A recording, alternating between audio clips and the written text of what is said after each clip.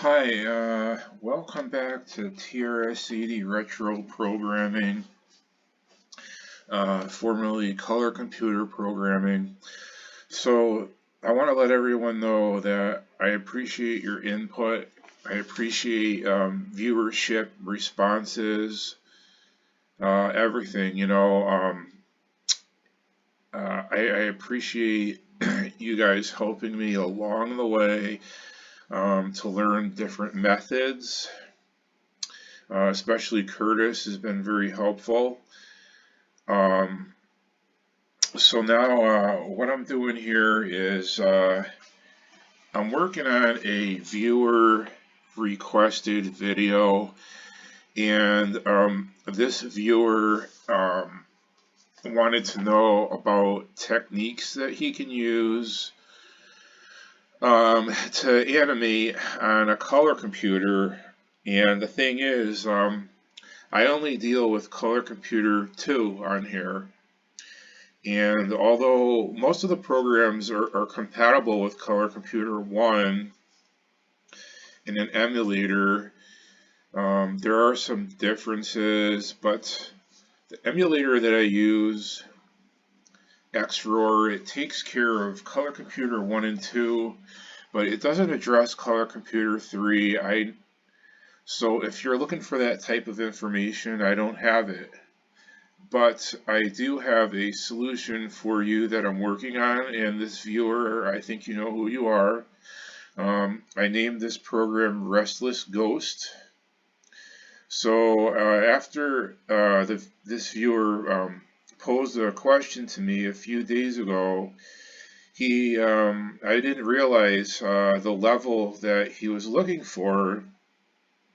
And it's easier for me to speak this than to try to write it in a text message. So if you are watching, we were working on your problem, but the trouble is you can't create anything like that in BASIC. BASIC is just much too slow. This is not a machine language channel, it's a BASIC channel. And I understand that you might not realize this, but BASIC is extremely slow and extremely limited. So the things that you're trying to accomplish, you will not be able to accomplish in BASIC. And it is a little bit of it's a tough thing because I understand where you're coming from.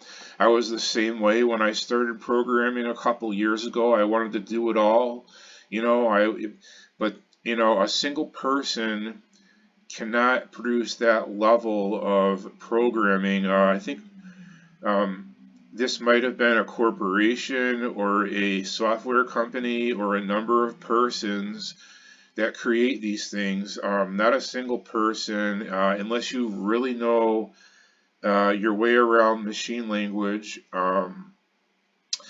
It's just not possible. And the other thing I wanted to say is to this viewer is that what you're looking at is text screen graphics, and the reason a lot of these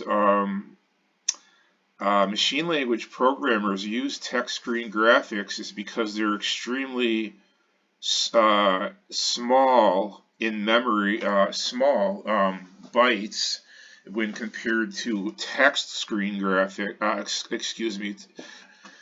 when compared to graphics screen graphics. So what you're looking at is a text screen animation game, okay?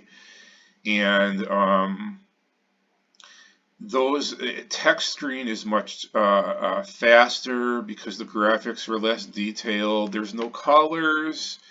I don't deal in text screen graphics very often. I might have one or two videos that you might want to look up. I'm making this video especially for this viewer here, but everybody else is welcome to follow along. And the thing with text screen, and I'm addressing this with the particular viewer, is that there's no way to store graphics information in BASIC on a text screen. It's impossible. There are no commands which will let you do so. So it's it would just never. It's just much too difficult to ever even attempt something like that in BASIC. It just doesn't work. But what I'm going to offer you is this here, and this is a graphic screen interpretation of the video game that link that I watched here. And I need to work on this a little bit, but what this is supposed to be here is a ghost, and I didn't outline him very well, so I'm going to make it look more like a ghost. But I only had a day or two into this so far, so forgive me if it doesn't really look like a ghost. And what you do here is you have this cross, and you move the cross around with the joystick, and this is as far as I got. Like I said, coding is not easy, it takes time.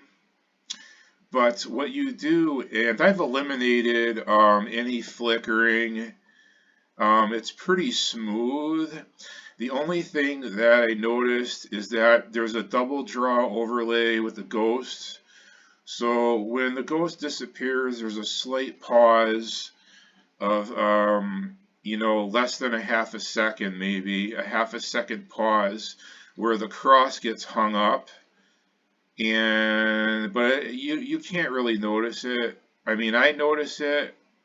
There is a slight hang up, but everything else is very smooth. And the idea here is what you're supposed to do is take this cross, and as soon as you touch the ghost, you get a point or whatever. But I'm not that far yet. I've only gotten to this point. So I will post updates, and what happens is, like I said, you try to touch the ghost before he disappears, and if you do, you get a point. If you don't, then you don't get a point, and you will miss a lot of these because he can appear basically anywhere on the screen. Right now I have it confined to this area right here, but I will make it bigger. It's confined to this area because this is a beta. And as soon as you touch the ghost, the ghost will, you'll get a point. And so I'll be working on that. And as soon as I get that programmed in, I'll let you know.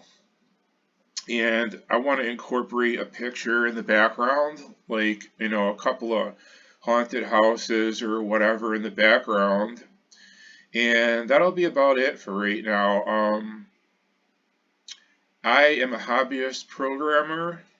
I am not by any means an expert programmer. I think if you're looking for that type of information, you might want to contact whoever made that game and ask them specific questions, or you might want to contact someone else who might know more, but we can't give you that kind of information on here. It's just above and beyond what this channel covers. However, I am going to make a background here. Okay, a couple of haunted houses or whatever, maybe a tree, whatever. We only get 4 colors. Okay, there's 2 color sets. This is the second color set. And I might do an animation so that the background moves back and forth along with the joystick. That's a possibility. I need to learn a little bit more myself. Like I said to the to this viewer here, I don't know everything. There's something that I do not know that I've been trying to learn, which is double buffering.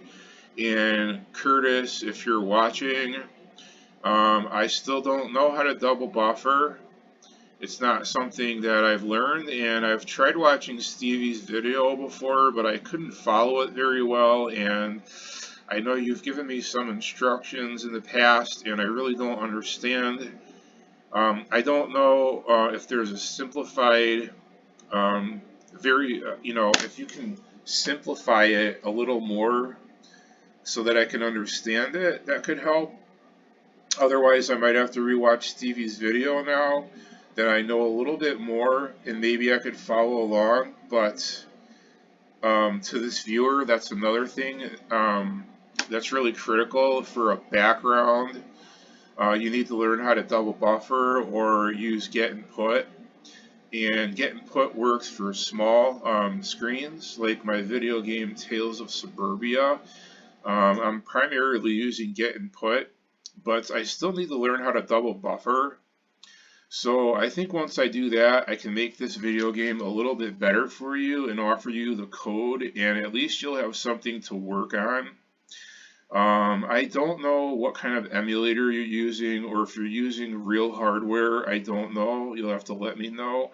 But this is an X4 emulator, and I'm using Color Computer 1 right now. You can also use Color Computer 2, but you have to watch out for some of the for the memory limits. I have almost 23K, so you would need to use at least 23K. And alright, I'm going to stop this video right now. And since this viewer is interested in source codes, I will make that available in the description. You can type it in for yourself on whatever hardware you have or Color Computer emulator, but make sure you use a 1 or a 2, not the 3, because this isn't a 3, this is a 1 or a 2. And let me know how it goes. And maybe, I don't know what level of programming you're at. I don't know if you're a beginner or if you know machine language or what. I don't know. If you're trying to learn BASIC, it's a long process. You need to get a reference manual or watch my videos. And so you'll have the source code again in the description. And you can manipulate it any way you want to meet your preferences, and I hope this suits you for now. So, I really appreciate the question. This gave me, I always appreciate any viewer input, whatever it is, because that's how this channel works. And I share things back with my viewers to show appreciation, and I do appreciate it. Because without you guys, I would, I wouldn't have all of these extra ideas that you guys give me to work with. Okay, so thank you. Take care. Excuse me, and I'll see you next time.